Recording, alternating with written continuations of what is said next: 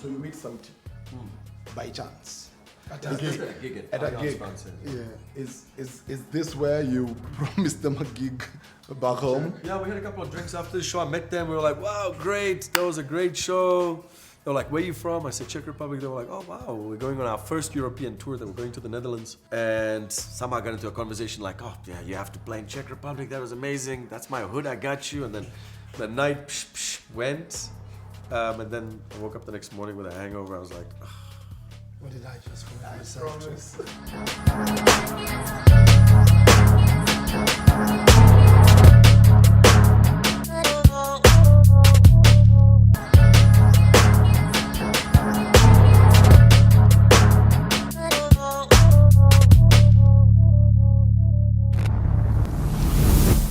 Welcome to Convo Unscripted. Our episodes, but we are doing well. But we are doing really well. Welcome. Today, before I do anything else, I will introduce mkurugenzi Sigalame, Mr. Igunza, the street disciple. Always the street disciple. Always a pleasure having you guys, and always a pleasure linking up with you on these amazing episodes of Convo Unscripted. Each and every day we tell you that we try to take it a notch higher katika ile harakati ya ku make sure in every episode there is a take home yani. That's why tunabadilisha guests, tunaleta wa juu, tunaleta wa chini, tunaleta wa karibu, tunaleta wa mbali, tunaleta wa kama sisi, tunaleta mpaka kama wale ambao mko tayari kumuona in not so long a time. But Philip will do us the honors when it comes to actually introducing our next guest. I'll say, we have the man of the hour. You'll understand why I say this, because this is 2 days after the biggest festival in the country happened. And we are here with the man behind it all, Oktobafest, Safari Sevens. And of course, everybody knows the name Marek from the boy band, Sauti Sol. So today we are in class. This is the business of music, of entertainment. Class is in session. Our teacher today, Marek. Walimu Marek. Yes. I've been introduced like that many times, but... Yeah, Professor Marek. What's up, guys? Hey, Easy. thanks for having me. It's 3 bald guys today. Yeah, 3 bald guys. We're only missing Ben over here in this bald series.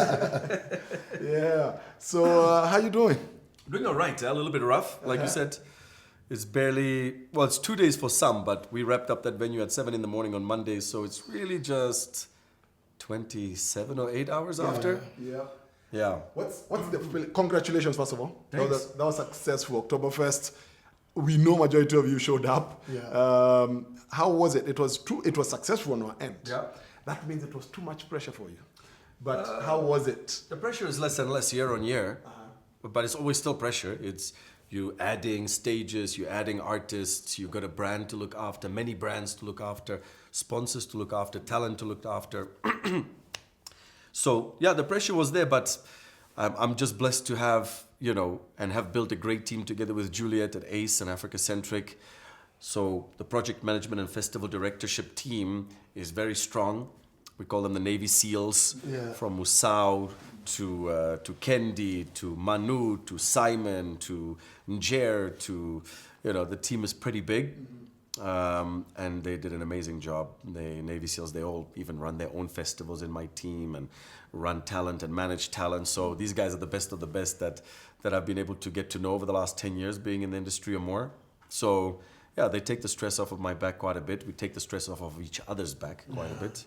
So it went really well. Then there's also the additional agencies, the NRGs, the EXPs, the Elite Sounds, the Yellow Moon Marketing, the Ogilvy team, the Digitribe team that all put this together. It's a massive organization, and everybody just, the team makes the dream work, right? Yes. So this was 4 stages? 5 stages. Five stages. Really 6.5, really. Because there's a lot of elevated DJ stages, the different experiences. But you've got the main stage, the Ndovu stage, the Tusker stage, which was massive this year. We had the second stage grew up. It was on the Nondi's rugby pitch field, which is a big second stage this time around. Third stage is the UNS Arena, which is the electronic one at Winning Post. Fourth stage was a new addition, which is an extra stage powered by Safaricom and Get Hooked platform, where the up-and-coming talent have an opportunity to perform. The fifth stage was just on the Electric Avenue, a small stage, but not for artists, for the attendees of the festival. So if they wanted to jump on stage and be a star for a second and karaoke or do their own thing, knock yourself out, showcase your talents as well. And then there were several elevated DJ stages. So yeah. And how many acts did you have? Over 120, I think. Whew. So, wait, so I know you started by saying the pressure gets less and less each year, but you just saying it gives me pressure. I feel pressure backwards. So how long does it take? How many people are involved in the number of people? Would you say? I mean, in putting this together? Yeah. I mean, there was just under 1,000 people setting up on Thursday night still throughout the venue, right? But in terms of the management teams, the CFT, the core functional team and stuff like that, you've got at least 80 people, 90 people that are constant, and they manage their own 20, 30 people. So I would say, at least 200, 300, 400 people that are putting this together. Wow. Was it originally your idea, or how did this Oktobafest? I mean, I'm from Czech Republic. Yeah. We drink the most beer for the last 30 years by far. If you put the second and third countries still Together. They can't beat beer you is our guys. culture. I grew up in that. That's our ugali. It's liquid bread. That's how we look at it.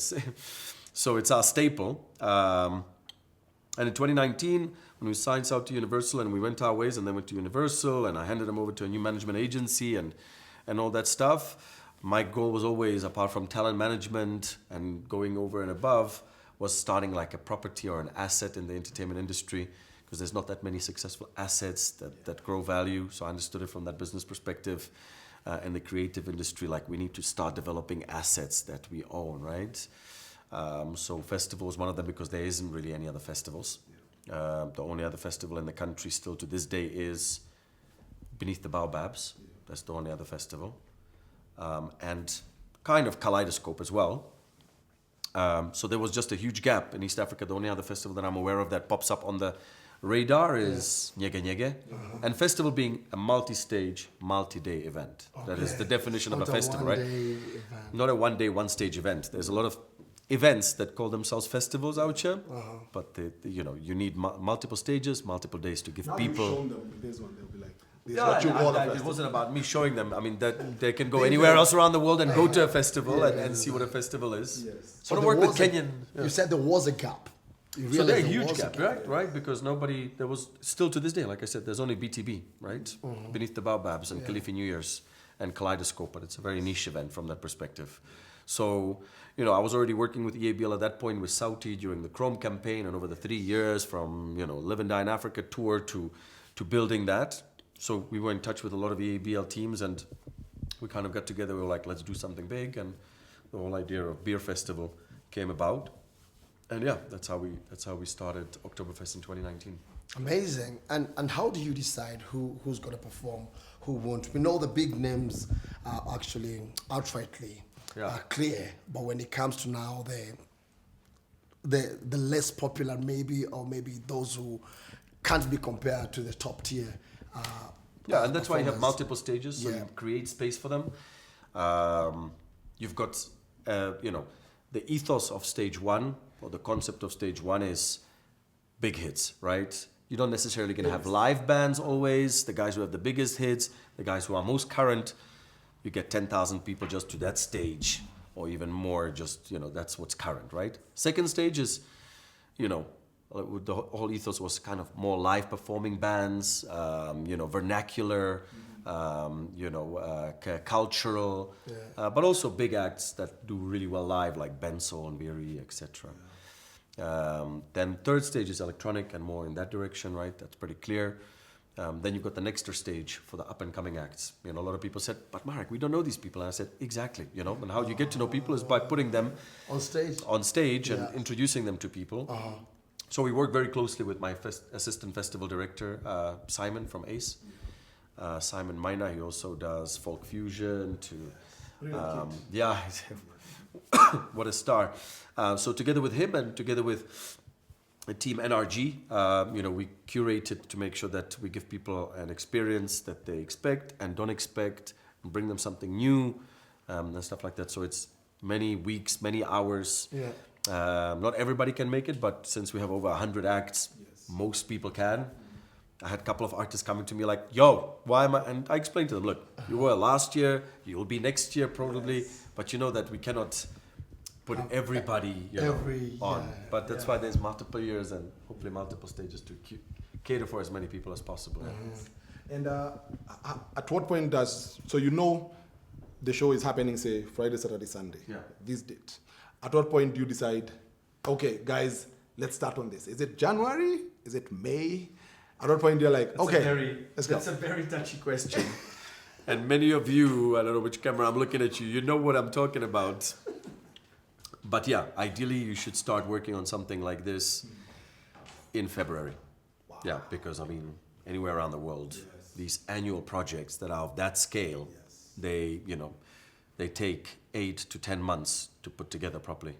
Yeah. And that's also a big issue, I guess, why we don't have a very successful number of festivals and stuff. Unfortunately here, we're dealing with a lot of short planning, inadequate time to plan, inadequate time to market. It seems to be a problem across the board. It's slowly changing. But you know how often you hear about events and how long before. Yes. And that's also, I think, the reason why many events don't make money from ticketing. They always depend on sponsors. Yes. It doesn't have to be like that. You can charge for an Oktobafest with the amount of experience, stages, artists, days.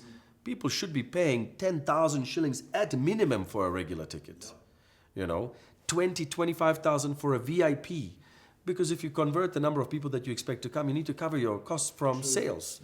And not depend, like people say, they have to depend on sponsorships. They have to, because you don't give people 6 months, or at least 4 months, to plan. In Europe, when tickets cost for Beyonce $200, $300, $400, $500, $600, or even lesser, smaller acts, obviously, let's not quote the biggest act in the world, $200, $300 to go to a festival or euros. If you give them 6 months, even in Europe, people save up. Even, my friends save up. They know, I definitely want to do it. Yeah, it's a hit, 30, 40K. But you get your return for investment on that, and you have time to save. When you don't give people a time to save over here, then that's why people don't buy tickets, and you depend on that, and your ticketing income is 20, 30% of what you really need to cover, and then you're dependent on sponsors, and sponsors take their time, and then oftentimes that brings issues. Precisely, because the other day we were having a conversation with a friend of ours, and they said there is no way you can have an event in Kenya and make money from gate collections. You can, but you need to promote it for 4 to 6 months. That's the secret. It's not even a secret. It's just how it works everywhere else around the world, apart from seemingly here. And then you have to charge like a premium rate. Not a premium rate, just what it costs you to put the event together. You expect 10,000 people. Your event to put it together costs you 100 million. Yeah. If you're doing something big, maybe it costs you 20 million, 50 million. Yeah. You know your capacity and how many people you need to bring to the venue. And you come up with a plan to market that and make sure that you sell those 10,000 tickets at the different tiers, flash sales, early bird, gate, You have a strategy for that, like any other business. And either you achieve it by being, having a good plan and working hard on it, or you don't. And you can make a profit without necessarily bringing a sponsor on board. Sponsors are cherries on top. Yeah, of course you can make money from gate sales tickets. You just got to do it the right way. The right way. Okay, if we were to give value or maybe cost. Because the reason why I'm saying that, I don't want to give potential up-and-coming event managers, because they keep on coming to me, they keep on coming to Ace, and they're like, here's a plan, here's a plan, here's a plan.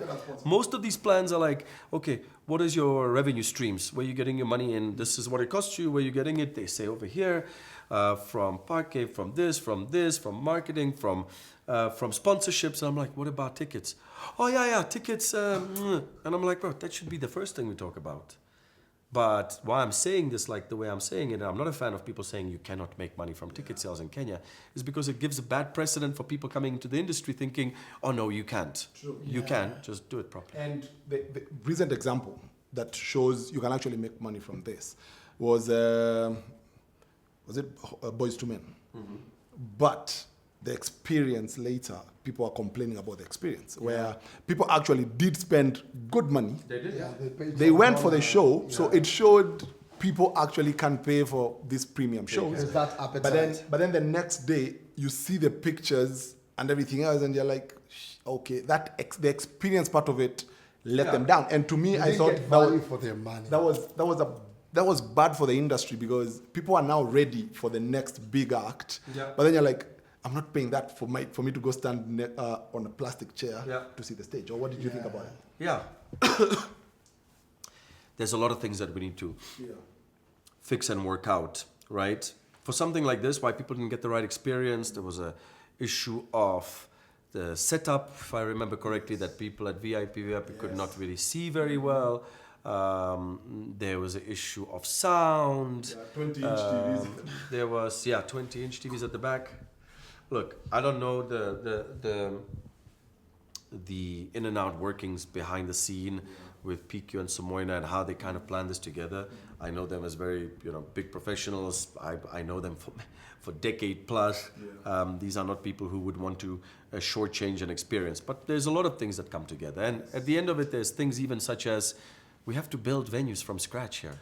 When you have to build every venue from scratch, you're going to have issues, and what we need to invest in this entertainment industry, and what we need to invest into is venues, indoor venues that already have all of this set up and, well-equipped sound, stage, lighting. But building everything from scratch, you're gonna face some issues. And the other stuff behind, it is what it is. There's an interview where you said the Live and Die Africa, just the Meru concert alone, just setting up, can come to almost 20 million, 15 million, just setting up, because you're setting up from scratch. So you have the stadium. To set up from scratch, back then was costing us close to $100,000 per venue to build a place on a field for 5,000 people and above. It was with marketing, setup, all of that stuff together. For one show, you'd probably, to give people a good experience, back then we were spending $100,000. So that was back then. Well, today it's something different. But back then it was 100 million shillings. So how much does putting up? I don't know if you can give the numbers, but 100 million shillings. Let me face that. Back then it was 10 million shillings. 10 million. So something like Oktobafest. How much would it cost you to put up Oktobafest as it was last week? Yeah. No, these things can cost in the millions of dollars. For that scale. Wow. Yes. Yeah, for that scale, the amount of marketing, the setups, the experiences, the talent, the lineup, those things can cost in the range of. Give a range. I've got NDAs that I have to that I have to keep in mind.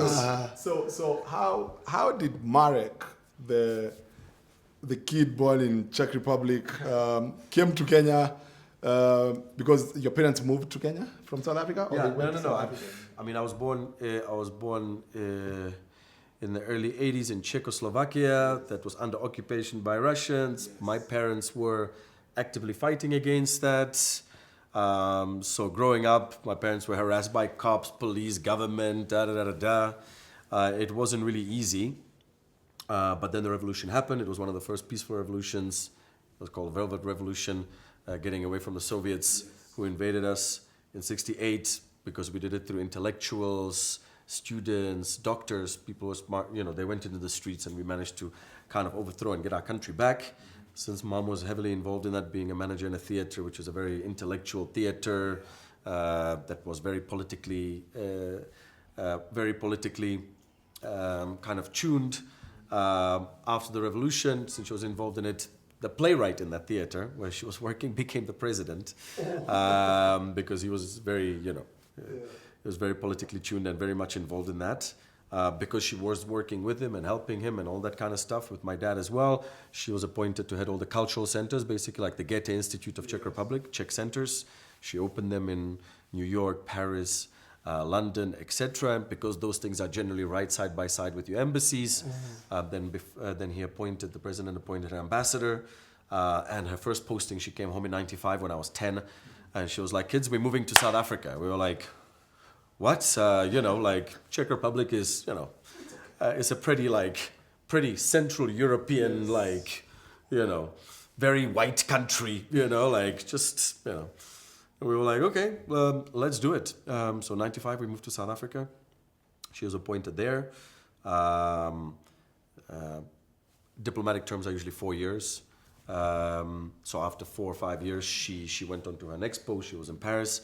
I already stayed in South Africa. I was 15. I was in high school, so I did my boarding school years for 3-4 years. In between that, she was all over the place. Then I went to study at UCLA, moved to Los Angeles, stayed there for 7 years. And then via New York, I was going to move back to South Africa. But then she was appointed ambassador here somehow. We've always kind of... And I came to visit her here and I was like, wow, I love the place, love the people. Yeah. Maybe it's a better place to start my business. Really love the people. Start the business here. So I stayed here. She left after 2 years and I've been here now for 15 years. Wow. So that's how I ended up here. Okay. And when you said this is the place I'd like to establish myself in terms of business, you already knew in mind what you wanted to do? No. I was 24? Mm-hmm. Yeah. What was your first try? First try when I was living in the US, I had I had a Cameroonian friend of mine, Guy, who was starting this kind of mobile application that allows you to access on feature phones back then, basic Nokias and stuff, allows you to access online data through a Java-based platform, and the back end of it is kind of like a USSD short code model. So he said to me when we were in LA, like, yo, I'm opening this up. I said, I'm moving back to South Africa. He's like, why don't you help me run Africa for that? I was like, cool, let's do that. So that's what I came to do here for the first couple of years. Launched it in about 10, 15 countries. Was pretty much on a flight every week. Nigeria, Ghana, Ivory Coast, South Africa, Zambia, Mozambique, Uganda, Tanzania, Rwanda, etc. Those are the kind of markets we were doing it. Mm-hmm. Then when we stopped doing that business together a few years later, I opened my company called Africa Centric that was mostly focused on CSV, creating shared value, which is a more sustainable model of CSR. It's when the community that you're serving also benefits, but also the company benefits. A lot of CSR projects, they just want to, for PR, build a water well for somebody, but if it's not anything to do with the business they do, within a few years, that well is dry, you know? So I was working with Nestle at that time, etc., and that's during this time I met Sauti by chance at a gig somewhere, and yeah. Mm-hmm. So I had like 15 jobs up to this point, or starting several startups or doing different things. I didn't really know what I wanted to do. I knew I wanted to do a business with social impact, a thing that makes sense. That's why I ended up doing the CSV stuff. I was never a person that wanted to buy something in Dubai, put a markup on it and sell it further down. I had a different kind of a...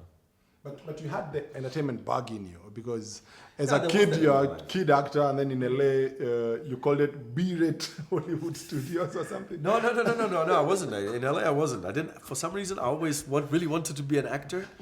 But living in LA and being right there and being surrounded by it, I just never had the balls to go to an audition. Oh, wow. Very awkward for me to sit in front of a panel of guys and like try and act out a scene. Yeah. Right. Yeah. So I could never do it. It's a pity. Otherwise, I would have done that. But yeah, maybe the background is, yes, definitely my mom and the family. Yeah. But that's more like theater and stuff like that. Mm-hmm. But yeah, being around a lot of musicians, a lot of actors, a lot of creatives, always really enjoy that. So maybe that was what set me on that path. So you meet Sauti by chance? At a gig. Yeah. Is this where you promised them a gig back home? Yeah, we had a couple of drinks after the show. I met them. We were like, wow, great. That was a great show. They were like, where are you from? I said, Czech Republic. They were like, oh, wow. We're going on our first European tour. They were going to the Netherlands because their manager at that point was Ninka. She was Dutch at Sauti Academy. And somehow I got into a conversation like, oh, yeah, you have to play in Czech Republic. That was amazing. That's my hood. I got you. And then the night went. And then I woke up the next morning with a hangover. I was like, oh, what did I just call myself? I just promised this band like some bookings in Czech Republic. Yeah. I called over the next couple of days, few of my friends, if they know anybody in entertainment and festivals. I'm like, why? I'm like, just tell me. And yeah, managed to find like 3 bookings for them at the biggest festival in Czech Republic. And I was like, wow, am I in the wrong business? This is pretty fun and easy kind of a thing. So then a few weeks later, I called Shimano. That's the number I had from that night. I was like, you remember we talked about it? I was like, no. I was like, well, we did. Anyway, if you have these 3 gigs, take them or leave them. Yeah. You know, enjoy, guys. They were like, yeah, we'll take them. I was like, okay, cool, sawa, enjoy. They were like, no, but you have to come with us. I'm like, what? Mm-hmm. Like, I've got a business to run. Yeah. Like, you know, this is like 3 weeks. Yeah. They were like, bro, you booked these gigs for us. I'm like, okay. So the next time we met was there in Czech Republic when they arrived for those 3 gigs in Czech Republic. And somehow we just had a great time both professionally, personally. We just clicked. I found out that I'm pretty agile in that environment. Yeah. And, we can make things work, meet these people, introduce you to this, create connections, be able to pitch them and market them somehow. So when we came back after the tour, I was like, that was great. That was fun. We all had a good time. Let's do it again next year, And then we're like, actually, our manager is leaving. She would like to consider you take over from her. We as well. I was like, guys, I'm going to ruin your careers. I've never done anything like this. I've never done that. They're like, you just do you. We understand it. We'll do it together. We'll make it work. And yeah, that's how we started. It was very part-time. And then, like anything that I dive into, I really want to do it well. And I just found myself working on this 18 hours a day because I did not want to fail them. It's not like any other business that I did. If it was with mobile phones or if it was with this or that, if the product fails, you chuck it, you take your losses, and you start again. Can't do that with people. I was like, well, I can't mess this up. So I spent a lot of time until it became a full-time thing. And yeah, I started working out. What are some of the most memorable moments you've had as a manager for this boy band? I think our first thing that we did together, which was Nishike, we were thinking about like, okay, so what do we do? I was coming back from the European, US markets where boy bands were, that was a thing of the past, the Boys to Men and all these kinds of things. But I did see that there was some, like in Asia, you had K-pop, that was like where it was kind of happening. So I always like to approach things strategically, like how can we make it fun? How can we make it interesting? How can we make it memorable? And so for example, this Nishike, I was like, okay, boy band, So either we go in the, neck tattoos and grills direction, so you guys can like separate yourself from this goody boy band thing, or the sex appeal direction. There's many of these examples in the industry. We settled on that because that year what came out when Nishike was coming out that year was Blurred Lines by Robin Thicke and Wrecking Ball by Miley Cyrus. A lot of nudity in pop culture, which was kind of like the thing. Then also Wolf of Wall Street came out that year as well. It got banned in Kenya. Who does that still? But anyway, with the internet out there, it's difficult to ban. Because they banned it, it did exactly the opposite effect. Everybody saw it because the forbidden fruits kind of stuff. So I was like, unity banning. So we have a strategic meeting about what the next thing is. We're like, let's do something that's a little bit raunchier for here. Let's readjust the brand a little bit. Let's do that. And if we go in this direction, it's probably going to get banned. And if it gets banned, then we're going to have our marketing strategy set out for us right there, right? And yeah, it exactly followed that. The guys went to gym for 3-4 months, got ripped. We shot the video, released it. It got banned. Everybody saw it because of that. That's also the first video I think that made proper like in South Africa, Nigeria, because everybody was like, did you see that thing? So yeah, that's I think something that we did really well. And that's what we are bringing in at that point is the strategic marketing, creative, interesting, fun stuff, because that's what people connect in. It's entertainment. Be entertaining. Yeah. Amazing And then stuff. now do you take that, sustain it, while at the same time turning this boy band into a proper business? Because now that's when you... But that is proper business strategy. So how do you sustain? You just need to keep on doing these strategic, creative, interesting. In entertainment, people always talk, and that's the key thing, about Diamond and his shenanigans. Yes. So that's one strategy Yes. in the entertainment industry, being controversial in the way he is, right? Eric as well, he's, but if you look at these guys' numbers, that's why people talk about them. Because you have to be, in one way or another, controversial. It doesn't have to be ratchet controversial, but it needs to be something that, top of mind, keeps people talking. Creatives throughout history have always been looked towards bringing in an alternative point of view because they're not stuck in the rat race that people like to call it, right? They're in their own rat race, but it's not the one that majority of people are stuck in with their 9-to-5s. They have different perspectives, they meet, they see things from a different angle. There's many, let's say, jobs or careers that have that. But creatives have always, because of that angle, people look towards them and respect them for their alternative views. Yes, you have different buckets of creatives. Some are rich, but some are deep thinkers. Some are creative thinkers, and that's something to respect, and to look forward to. So, how do you build it into a business?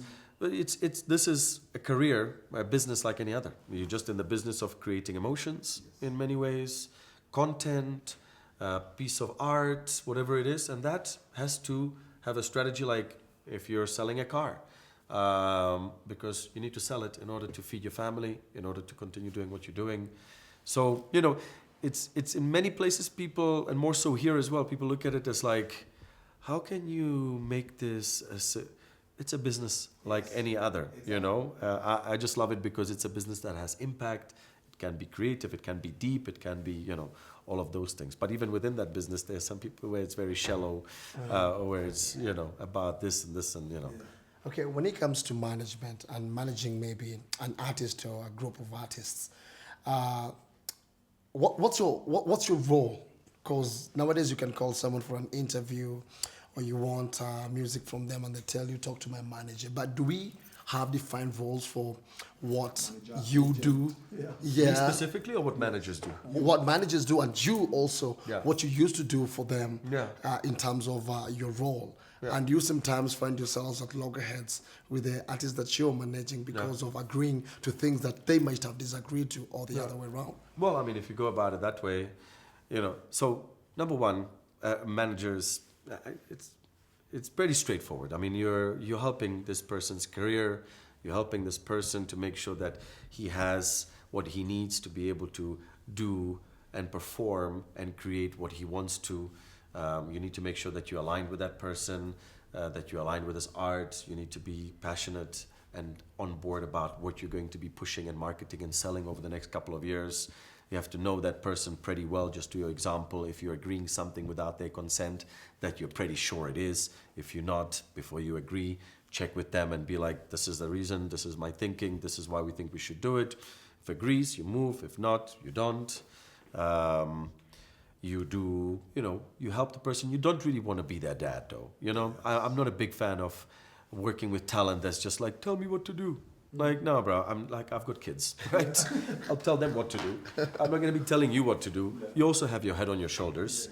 And those people who are like, but I'm a creative, Marek, then you're going to end up where many of these creatives who do not want to take the time. Yes, it's not everybody's strength to understand legal or to be able to do an Excel spreadsheet or to think of a business strategy, but at least try, and I want these people to be a part of the process as well, because if you're going to leave those things to others, it's just a matter of time till they take that business from you, So it's just working like any business partnership, any business, or like with any of your co-workers. When you've got some things that you need to deliver, you think about it from the PR perspective, the marketing perspective, and you work with them very closely, and other team members and other people, publicists, booking agents, and all of these people to make this come to life.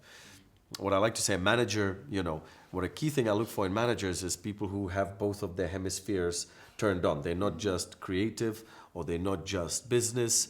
This is where these things merge.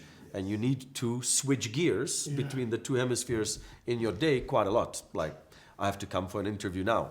In between that, I had to get on a call with client who was like, what's happening with this? And I need to do a sell or an explanation. Afterwards, I have a legal call, so I need to have a look at a contract. Thereafter, I have an accounting call at 4 p.m. where we need to look at an Excel spreadsheet and see profit and loss and balance and cash flow and stuff like that. And after that, I have to have a dinner with a creative, with one of our talents, and just connect with them and be there for them and help them think through what they're going through. And then I'll have a business dinner later tonight or something like that. So it's about switching gears. Managers need to be able to be conversant in all of these things. And then, of course, as you grow bigger and that you succeed, you're able to outsource these things to real professionals as well, which is what we started doing at Sauti, and by growing Sauti Sol Entertainment in those 2017 or so, when I started looking for let's say a record deal for them, because we managed Africa pretty well. It was now going over and above the rest of the world. For that, you need the big boys on board, because that's just millions of dollars that you have to invest. Looking for a new management company as well, because my kid was born in 2017, and my first boy, Kenzie, and I was just like, that's another stage in my life, and going on tours 6 months out of the year and stuff like that. I knew I needed to go to this role where I now bring up a new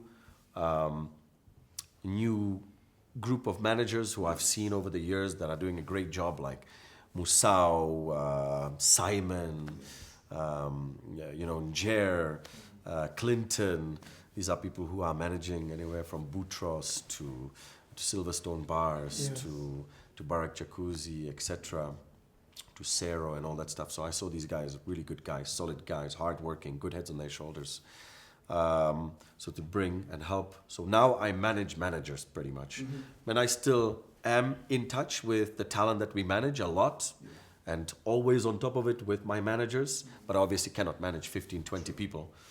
I even tell my managers maximum people that you can do is 2 or 3 people, 2 or 3 acts, because it's intense relationships. So it was because of that made you now decide, okay, you got the record deal, you got them the record deal, but you're like the day-to-day now, is that why now you decided, let me just hop off? Yeah, and it was a decision on both sides. Yes. We knew we were going in that direction, because we're starting Soul Generation. The thinking started in 2017, 2018. In case the music doesn't work out, or what's happening now, in case they are saying that they're breaking up. Yes. And I'm not saying, I'm choosing my words carefully, as you can see over here, so that there's something behind, so that they have Soul Generation records, that it can still continue, and they're going to focus on their individual careers and stuff like that. Bring a management company on board, which they're still with today, that we were researching for years. Make sure that they have a record deal and stuff like that. That was the direction, because I knew as well, like I wanted to do something where I'm not needed on every tour and every gig. I have my 2 most important new clients, which are my boys. Mm-hmm. So is it easy? And I say this client thing as a joke. I mean, they're just my life. Yeah, of and course. I just needed to make sure that I can be with them as much as I can. Is it easier or harder to break an artist now? Because social media, TikTok, you can be an artist by 6 p.m. Yeah. But then you'll be like 900 of you. So maybe 10 years ago, how is it? It's a plus and a minus. Maybe it was easier 10 years ago to break an artist, 20 years ago. The problem is that it was in the hands of a few that decided who they're going to break. But they had all the tools to break an artist, right? Today, it's in the hands of many, right? That's the minus. It's a lot more democratized. So there's pluses and minuses to everything, You can become an overnight sensation. You've got all the tools in your hands these days. If you do it right and you work hard at it, there's a better chance and a more fair chance that you can make it. But you do have to go against every other person who is recording something out of their mother's basement and releasing it. Yeah. But it's fair game. How are tours when it comes to looking at it as a source of income for an artist or a group of artists? Tours, if you plan it well, it can be a good income. If you're bigger and you're starting to get 5,000, 10,000 people coming to your gigs, tours are big money makers. At the beginning, though, they can run you at a loss, but it's more marketing and building your new markets, right? So there's no tours are this or that. Tours play a role right from the beginning towards the end. At the beginning, they might be costing you money or you might be breaking even. But towards the end, if you look at the numbers what Rolling Stones and Beyonce and The Weeknd are making from their tours, it's probably one of their... Taylor Swift right now. Taylor Swift from the film as well. And So being from Europe and seeing all these tours and all these numbers that these artists pull and everything else, and we know like with Oktobafest, after this, are you going to Juba? Yeah, after this we're going to Juba, there's Safari Sevens, there's a few other projects, So are you trying in your own unique way, trying to set up that kind of a tour where an artist does not come and say, okay, I did 3, so I was on tour, but you want to open up these spaces where an artist can do, like Nyashinsky, what he did last year, performs like 10 shows in Kenya, then moves to Juba, Tanzania, Uganda, Rwanda, or how do you kind of see that vis-a-vis the global picture? Yeah. I mean, last year we launched ACES, Ace Sports as well. Because again, with my boys, I'm trying to take them to sports events. I want them to be sporty. I want them to see what it looks like. I want them to see Ferdy run. I want them to see a Kenya Premier League game, a Mashamaji Derby and stuff because they're into football. But then we show up and there's At Kasarani Stadium, there's a smoky pasua guy there, a boiled egg guy. That's about it for your hospitality. Yeah. You know, the seats are dirty. There's no entertainment. There's no screens. I was like, why? We have all this infrastructure here. Yeah. It's about connecting the public, private sector, organizing them, putting them together, and giving people an experience. That's why there's so few people coming to sports events these days, because they've been there, they got a shitty experience, and then we're like, I'm not coming back. Let me watch that at TV from home. I'll have my own food, my own hospitality, and I'll be happy. You know? But yeah, so that was one thing that last year when we launched it by signing Ferdy, just to get the name out there, work with him, an amazing guy with an incredible track record, and hopefully winning a gold medal in Paris mid next year. Really at the beginning I realized what we need to focus on before we start signing talent in sports is fixing the sports experience side of things, because people are not coming to sports events. So then that's why you don't see anybody from KPL on billboard selling a product, because people don't care about them, because they don't go there, because they don't even see them perform, because that's where you get followers. In music, you do the gigging, you know, and you pick up those 50 people per gig who start following you on socials, and then you build the numbers. It's hard work. Same with sports events. If you've got 30,000 people coming to a sports event, 10,000 people every weekend, every month, whatever it is, then people will be vested in it. But people have been leaving sports events over here because they were getting a bad experience for many reasons. Yes. So we came up with this campaign, Turudi Study, bringing people back to the stadium, and it's about combining entertainment with sports. They're both forms of entertainment in any ways. You know, so that when people walk into a stadium event, there's vendors, there's food, there's merchandise, there's experiences, there's kids corner, there is, you know, meet the stars, there is opening ceremonies, halftime shows, closing ceremonies, after parties, vendors coming into the stadium, selling food, making it a business of entertainment, entertaining people.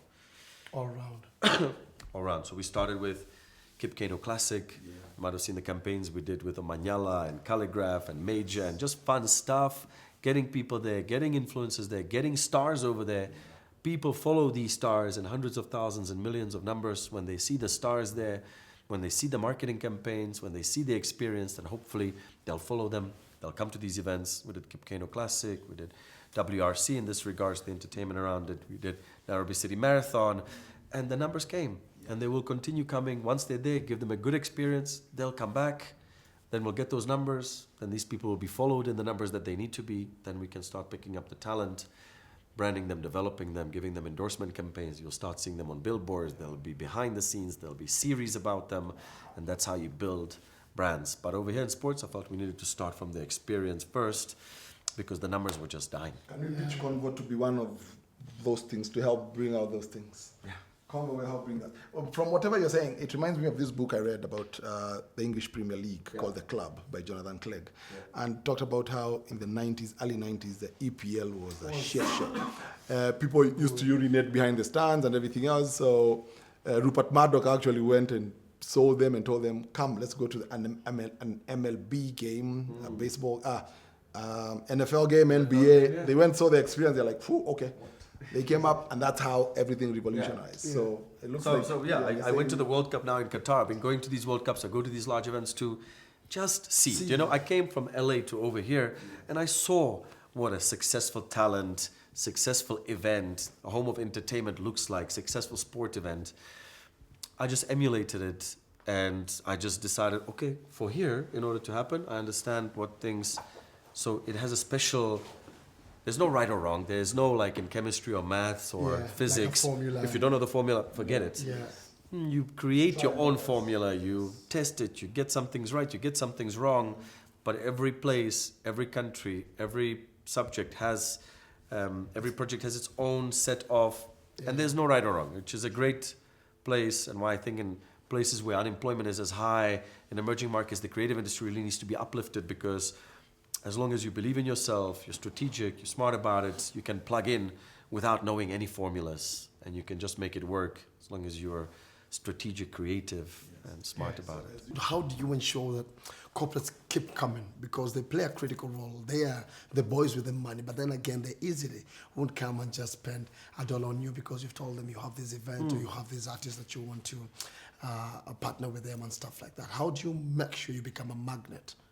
Yeah. when it comes to partnering. By just doing good work, by doing it professionally, by understanding the language they speak and understanding the language artists speak, being the person in the middle, making sure you translate and they understand each other.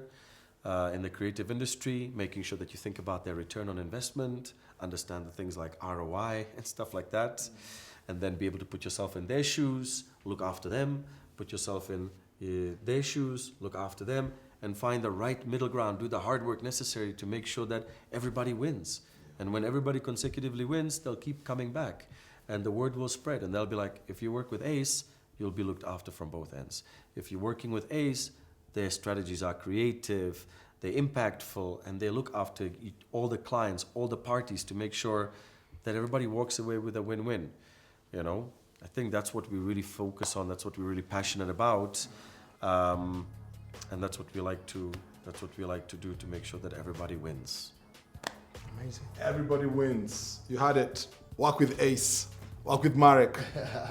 Class in session. Let's work together. That was a masterclass. We hope we can get you another time. 100% You know you have to came run. fast. This was a perfect thing. Yeah. We want this kind of conversations, and these are the kind of people we need. And thank you very much. All the best. Thanks for having me, guys. Like, subscribe, watch. It's a wrap. Do it now. Amazing. Remember that it's a good win if everyone in the squad actually wins. Yeah. Thank you. Adios.